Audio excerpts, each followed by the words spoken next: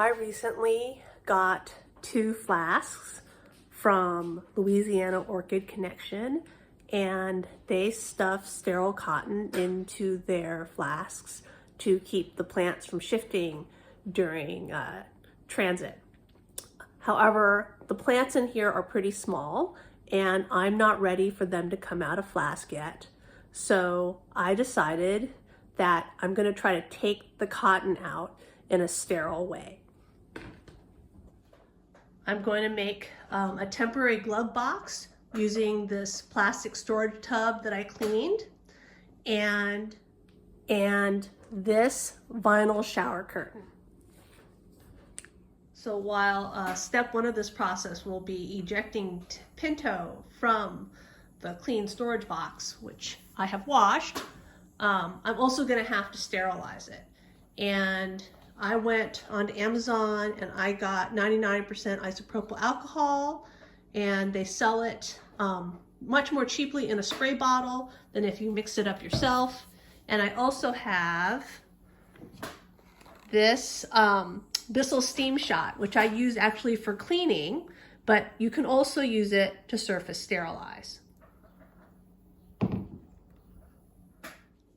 So the point of the vinyl shower curtain is not to keep the whole thing perfectly sterile, but to minimize airflow during this process.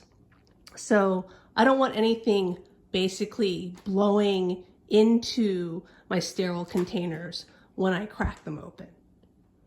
In a traditional laminar flow hood, the purified air, the filtered air comes usually from the back, blowing out. So this is for plants, blowing out toward the user. And then you always want then to face your containers back toward the flow.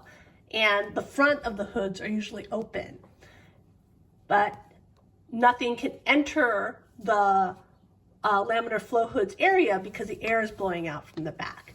In a tissue culture hood used for mammalian tissue culture, usually you have air that blows from the top down, or from the down up, like along the edges of the hood, usually in back and in the front, and that creates a basically air curtain that keeps stuff from flowing in.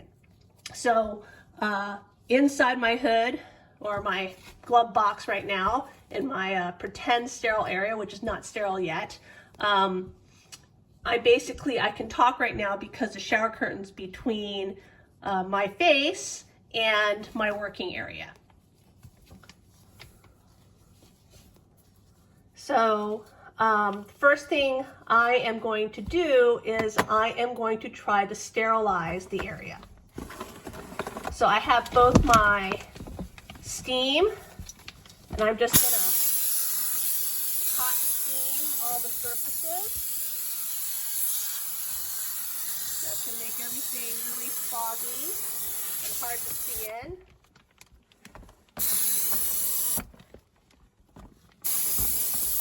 Including the shower curtain and the bottom surfaces. There's not a lot of area to work in. And then I'm going to spray everything down as well with the isopropyl alcohol, but not my containers because I don't want the lettering to run from the alcohol.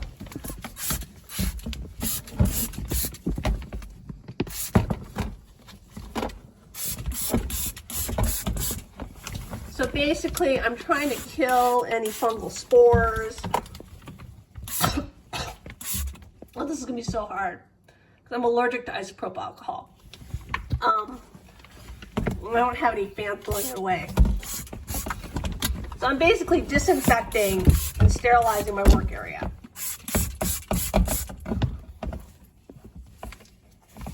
And I'm going to sterilize forceps tools that I use. All right, now that can come out. Oh, wait, I gotta do my gloves.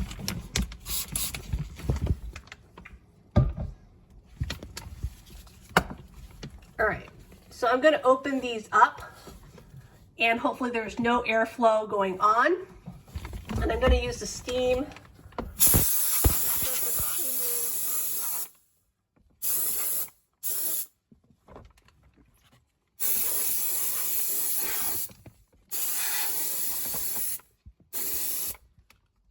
I hope people can actually see things, because I can't see anything now. It's so steamy in there.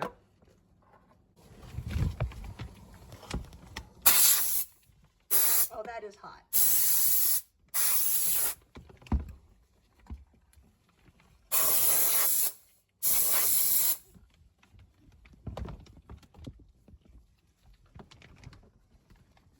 All right, so here's my container.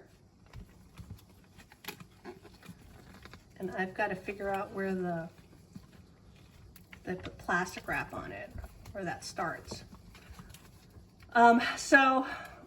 I'm having such a hard time breathing.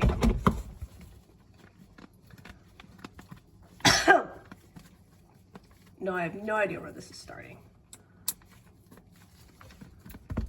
And I can't see anything through the shower curtain right now. So the goal of aseptic technique is to hold things in such a way that contaminants cannot fall inside your sterile container. And so if I can ever figure out where this starts and get it open, I'm going to actually hold this at an angle so that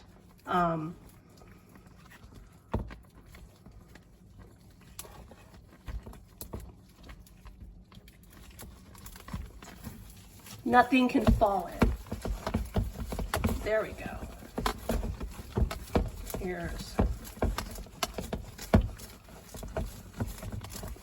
And then the other thing that you can do to keep things from going in is you can actually do something called heat sterilization, but I'm not really going to do that here. But you can basically create a cloud where if it's hotter, stuff won't pass through because the warm air will actually create a slight barrier to keep things from going in. But I am not going to do that because this is plastic, and also I already can't see anything. So this right here is my Catalea Clandiforma alba packed with cotton, and I'm just going to take the cotton balls out, and then I'm going to put the lid back on. So it's very important to me when I do this that my lid stays as sterile as possible. So I am going to open this sideways, put the lid down where it's not touching anything, and hopefully no air is going to get into it. And then I'm holding my flask sideways, and I am just pitching all these cotton balls out.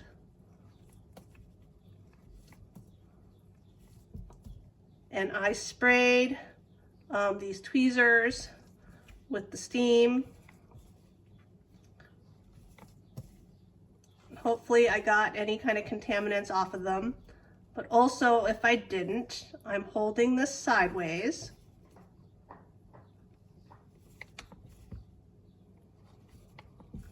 And I'm very careful right now not to pass my hand over my sterile lid. Okay, so that's everything in here. And now I am going to very carefully put the lid back on.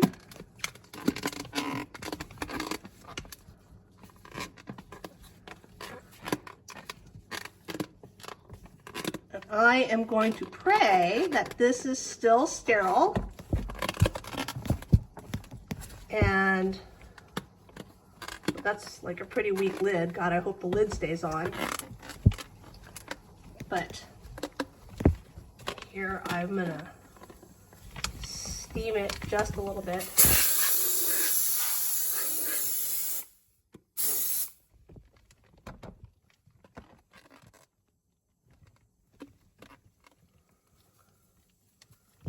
Can I use the plastic anymore.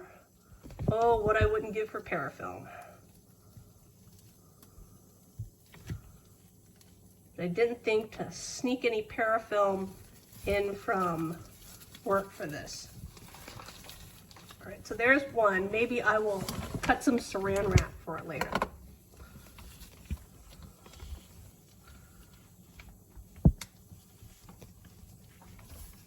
All right, so that's one. Now I am going to sterilize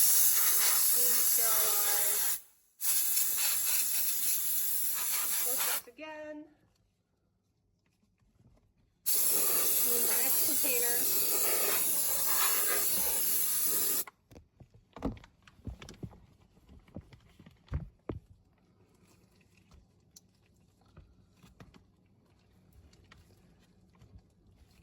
Then we're going to repeat the process with the Cattleya praestans concolor.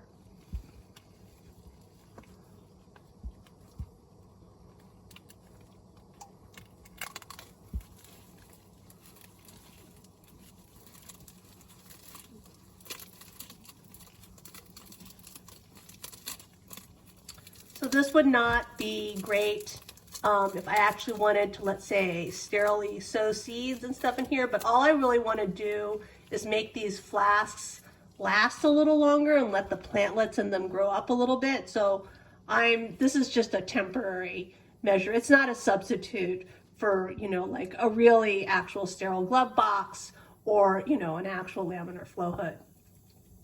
This is a hack.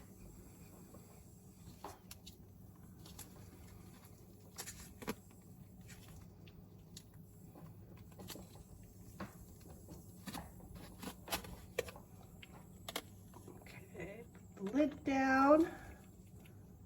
Once again, I'm going to dump cotton balls out of this.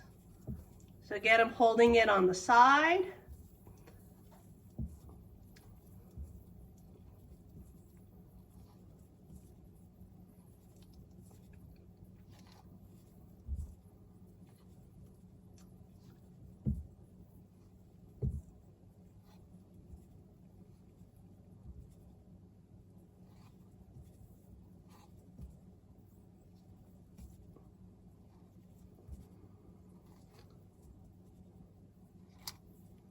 Well, it's not great. There's a little bit of cotton left over in here, but nothing I can do about that.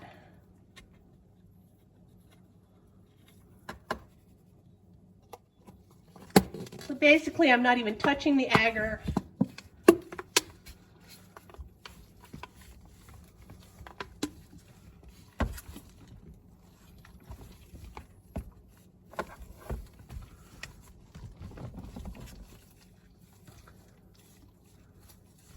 Hopefully, this will be good enough to let these plants grow a little bit bigger before I actually have to pot them.